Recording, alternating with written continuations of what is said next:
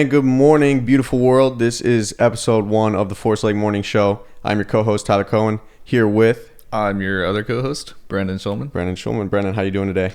I'm good, man. Good, man. Good. All right. Well, hey, let's jump right into things. For the people watching, thank you so much. We want to give you a little bit of a backstory of who we are, also with a little bit of the importance of moving while in your 20s. Undoubtedly the best decade of your life, probably. I agree. I think everyone should at least explore in your 20s, if anything. But moving out from your parents' place, moving out from your hometown, your home city, and exploring, whether it's by yourself or with a friend, I think is very important to you. Now, you say that like you've done it. I have done it. So what's the story We're there, here now. Yeah. What brought you to move out of your parents from your 20s? Yeah. So for me, I moved a couple times, right? So right out of high school, moved to Nashville for music. Mm-hmm. And then from there, moved to Florida for flying. So for Florida, it was more of a weather thing, but it's just opportunities, especially if you're coming from Ohio. Like, you're coming from a place like Ohio and you're trying to do things with your life. Like, what are you really going to accomplish there? Do you think people move to Ohio? No one moves to Ohio. No one moves to Ohio. No one moves to Ohio. Everyone moves out. Like, you have all your jokes about Ohio, you know? Right. It's just the mistake on the lake. The mistake on the lake, you know? That's just one. I don't know of others, but I will say, as two Ohio natives, we don't want to piss off all of our fans back home Ohio, and everybody's still at home, the family. It's a great city. No, Ohio is definitely a great city. So Nashville, right? You go to Nashville. Mm-hmm. Let's talk feasibility, right? I mean, were you financially secure to do this? Like, you had the money to just move? You just pack your bags and go? Because no. I only bring this up because I think the biggest con that people are going to counter to, oh, you think it's just easy to move out of your 20s, is where do you get the money to do so? Right. You know? Yeah, no, it's definitely a good point. And I think that does hold a lot of people back, but you just have to go for it. I think if you believe in what you're trying to do, you'll make things work. Whether that be just picking up a side job or a side hustle or something.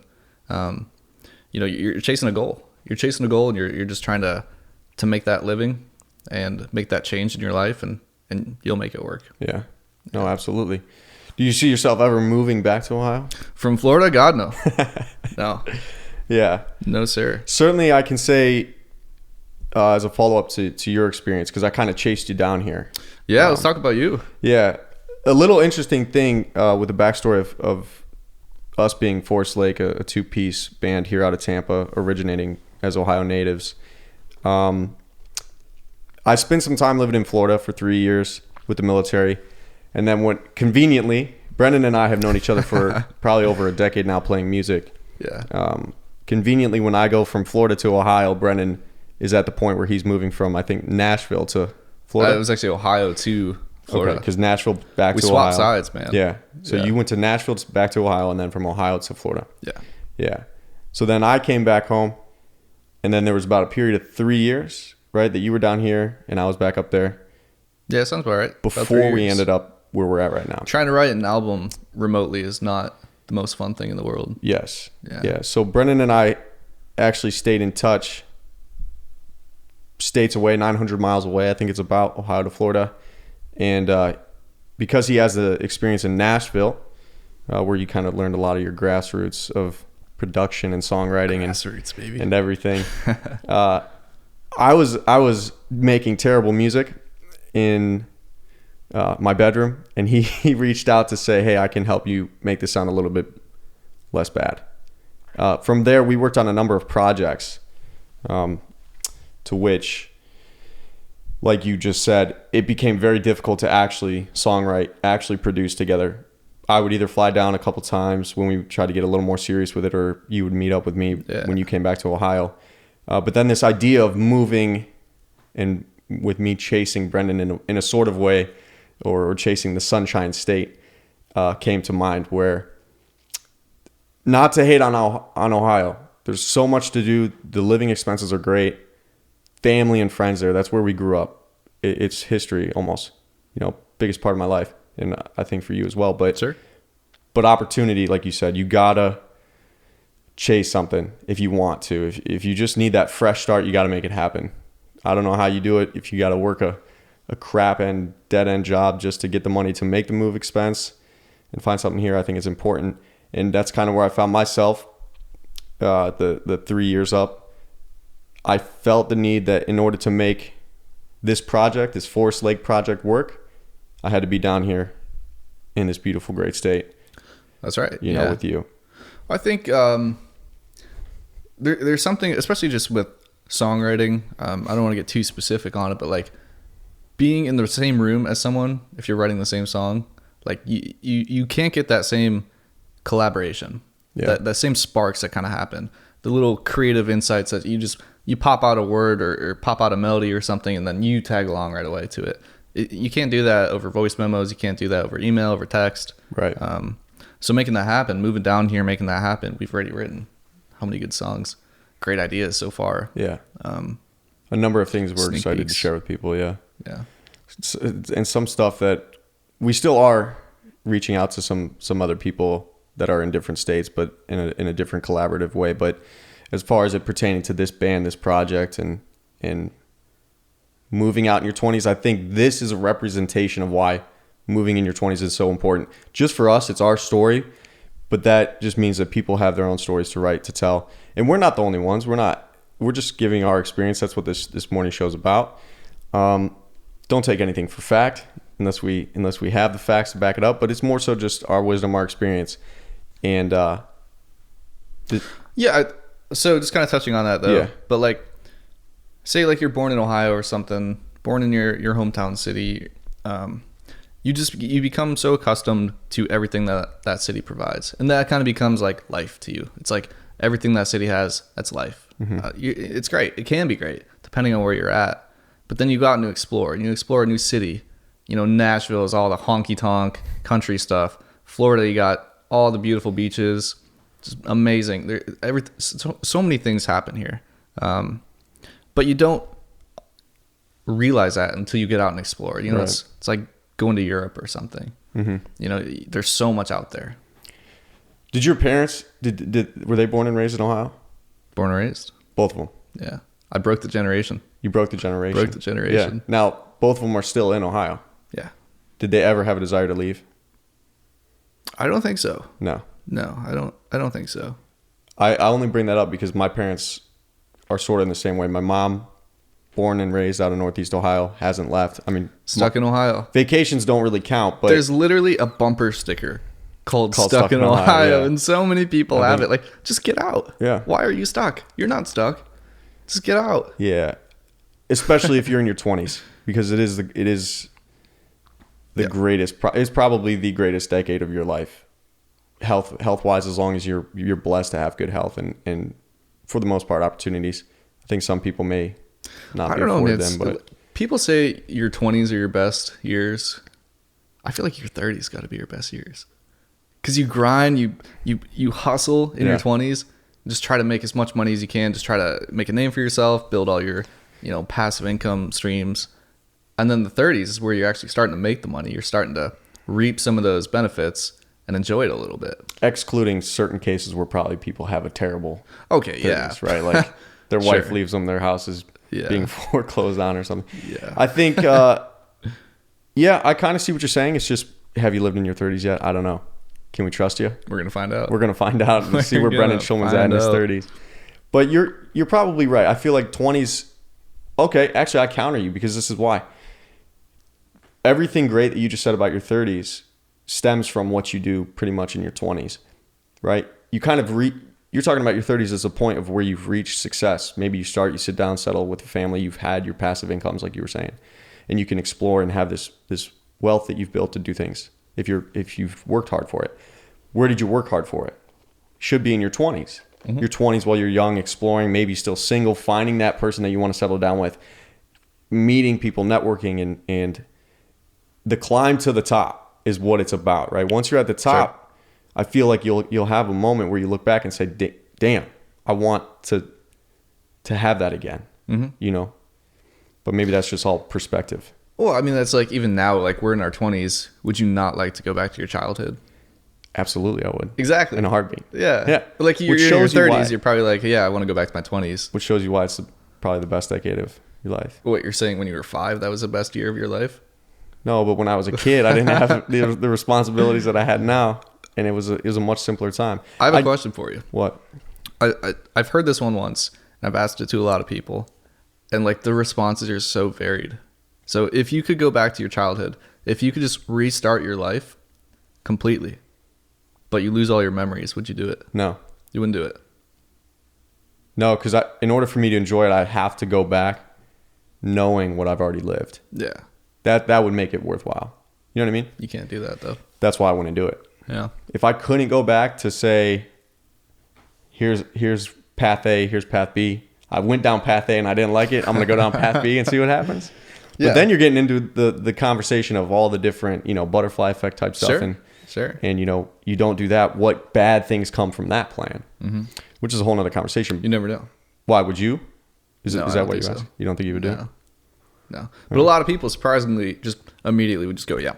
Do you think I'll do it. They are coming from a place where they are in their 20s, struggling, going through a hard time? Or just don't like where they've ended up, that they want the reset button to say that? I feel like the idea of starting over, going back to your childhood is just very appealing to them. It's super appealing to everyone, but right. There's really not a lot of thought like, oh, I'll lose my memories. Okay, it's not a big deal. Done. Minus again. Restart. I don't know why, but every time I hear these, I'm like, well, what about the rare cases, the people with terrible childhoods that didn't have? Because I feel like you and me have fallen into the category with maybe plenty of other people that we've had good opportunities. We've been blessed to have good homes growing up, mm-hmm. and things that can get us to where we are now, which for the most part, the world it doesn't work that way, which is a whole nother conversation. But yeah, the reset button idea, I don't know. I couldn't do it unless I already knew what I had already lived. Yeah. I wouldn't do it otherwise. So you've been down here a month? Yeah, so it's been about a month now. So yeah. So I came down here with the primary goal to really build up this Forestlake project with you. It's a 2-piece band that we're working on and writing songs for. We do have one single out right now, Coconut Chapstick. And just need more. We need some more stuff for the fans out there. It's coming. It's coming. So Certainly stay coming. with us. Now, a quick little backstory on this band again, because I'm not sure if we've really touched on it too much so far, but we'll give a little backstory. Yeah. So a lot of the projects previously that Brendan and I have worked on have been only released as Tyler Cohen as a solo artist, because I thought that was the way to do it. Also because Brendan, and you can be honest, you definitely wanted to remain behind the scenes on it. I was always always a guy that just, I'm not huge on social media. Like, I don't want everyone looking into my life and going, oh, yeah, cool. Right. Like, why? I get it. If you want to know what I'm doing, just call me or something. Mm-hmm. But, yeah, so I've always just kind of been behind the scenes. I think that kind of happened when I was in Nashville, because I got into more like the music production, mixing, that kind of stuff. And that's behind the scenes. Right. So with that being said, it was very hard to get Brendan to step out into the spotlight here with this band, but he did oblige. So everything was released under Tyler Cohen, and we did a number of projects. We did. It first started with the From the Outside Looking In album, which is something I made when I was still living in Florida, and you were actually, I think, in Nashville. And then when the moves happened, we made a 4-song EP called What We Want to Feel. I'm just looking on the wall. Yeah, and then the records. Then there was a single release called Changed Ways, and then we put together an album during the year of the pandemic called Welcome to Uncharted Territory. Since then, we have created this new band, this new persona, new moniker, Forestlake, and I'm just very excited about it. I'm very happy with it. We should talk about how Coconut Chapstick kind of came about, because I feel like that song was written in the matter of an hour, like an hour and a half maybe. Yeah. And produced for the most part. Well, and I think too, that song, what people don't know is that song kind of made this band happen, because we weren't Forestlake when we wrote that. That was going to be the next Tyler Cohen single. It was going to be be released under Tyler Cohen. If you have heard Coconut Chapstick, that's a fun little fact for you. If you haven't, go check it out and just kind of listen to it. That song it's just, if you listen to it, you'll kind of get an easy sense of what it's about. But it happens so fast. It is a. I think so that happened very typical to how we were producing things remotely. So the way this one happened was, I believe you sent me a voice memo, just you and like an acoustic guitar. Yeah. And you were singing it, and I was like, oh, okay, it's not bad. And then there was like this one little part of it, and I was like, oh, that's cool. I like that part. So I just took that part, popped it into Pro Tools, and started messing around with, added that little guitar riff, added some additional production. I was like, man, this is kind of cool. This is kind of a bop. And then I had you send me like a acapella version of it to kind of line up. And then I sent that over to you. And then you, at the same time, were writing lyrics and writing melodies for it. And then it just so happened that like your chorus overlapped with my chorus. And it was just, it kind of comes out of the blue, the way that it worked, because we weren't in the same room writing this together. Right. We were still somewhere, yeah. So like the chorus just smacks you in the face right away. Right. But I love that. Yes. That's the best part. I don't think we could tell you how raw that was when he describes that. I was writing those lyrics as he was writing that part, and it fit like a perfect puzzle piece when we heard it, and we felt it. And it was only just within a matter of 2 or 3 days that we really had it complete and ready to kind of go to the next stage of like mixing and mastering. Yeah. But with that song was where I kind of came into play to get Brendan onto a project. No more Tyler Cohen. Didn't want to do it.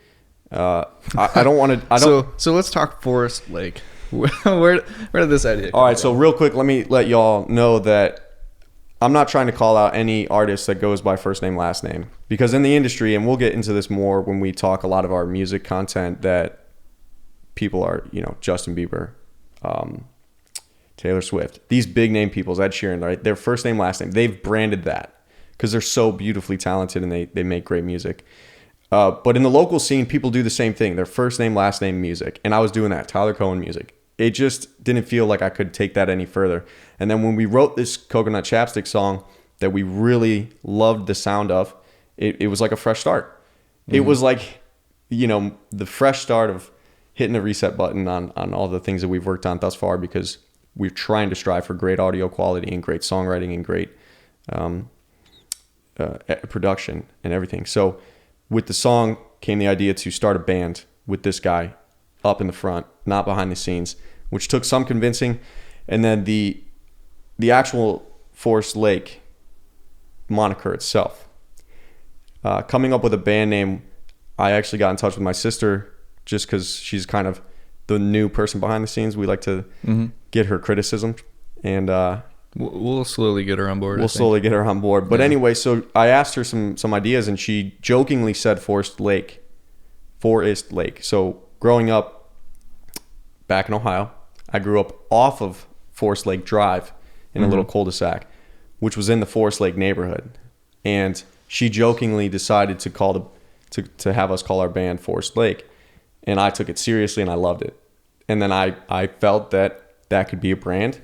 So I spent a number of hours creating a logo and convincing Brendan to be a part of this project. Absolutely hated it. And you hated it. Yeah. And your dad hated it. So everyone hated it. I initially thought it sounded like a street name or something. Which it was. It's kind of ironic too, because now can we say this? I think we can say this. If not, we'll cut it. Yeah, just say it. We'll chop it. Just say it. This is raw. This is uncut. The place that we moved to here is off of Forest Lakes Boulevard. And when I was coming to see this place for the first time, I saw that and I was like, done. I don't even have to see the place. Done. It's a sign. It was not meant. It was not intentional. It was purely coincidental. Yeah. Now, I think not only did your dad, and I think my parents hated the name too. They just didn't understand it. When you think of a band name, right? Red Hot Chili Peppers. I say this every time. It's weird. Imagine me coming to you to say, hey, I'm going to name my band the Red Hot Chili Peppers. Yeah. You'd say that's the stupidest band name in the world. Yep. But what you do is if you write decent songs and you put on a great show and you're great people, you make that band name what it is. It's repetition, man. Yeah. If you say it enough, it just becomes second nature. It's like Forestlake. Exactly. It's just it's identity. It's who we are. I think it's important for artists out there to try and create something a little more than just their first name, last name. Even if it's a stage name, just because people can connect a little more with a brand. Sure. And on the business end of things, as an artist, which we can talk about later, it's important for your business. Music is a business first. As much as I think I hate to say that, you gotta treat it as so. Yeah. And having something that people can recognize or just associate with, it's much easier. Unless you're the next Ed Sheeran or something, the next first name, last name, talented artist, whatever. But that's the quick backstory on that. And Brendan has come full circle. He likes the band name now, I think. I do like it. Okay. I do like it. Okay, good. We're good now. We don't have to worry about that. But it's not bad. It's not bad. But that's who we are. We're a two-piece. We're Forestlake.